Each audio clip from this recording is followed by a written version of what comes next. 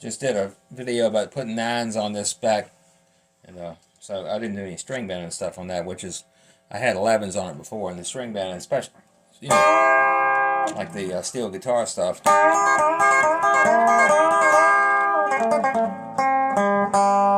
stretching some, but that's a lot easier.